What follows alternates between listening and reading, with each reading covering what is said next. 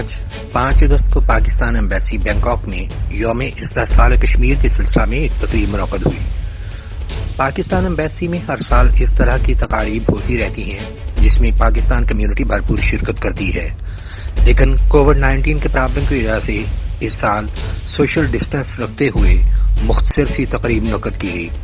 तकरीब का आगाज तलावत कलाम पाक से हुआ। पाकिस्तान और कश्मीर के तराने बजाए गए।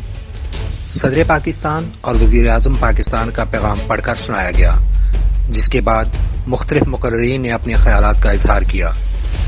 सफीर पाकिस्तान जनाब आसिम इफ्तिखार साहब ने मकबूजा जम्मू कश्मीर में जारी हिंदू बर्बरियत और जुल्म सितम के बारे में अपने ख्यालात का इजहार करते हुए कहा कि हिंदुस्तान की हुकूमत ने मकबूजा कश्मीर पर जबरदस्ती कब्जा किया हुआ है।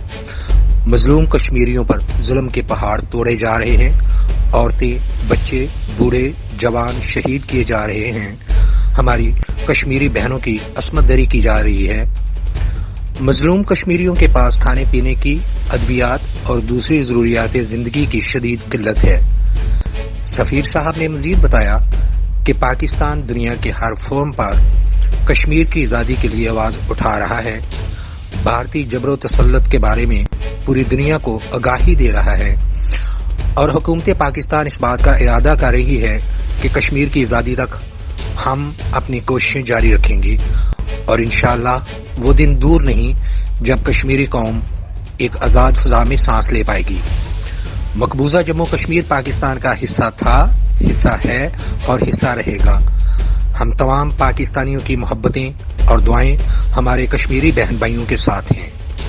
चौधरी इफ्तिखार नबी, senior correspondent, international affairs, Bangkok, Thailand. ताज़ा तरीन न्यूज के लिए देखते रहिए सिटी 11 न्यूज पाकिस्तान HD।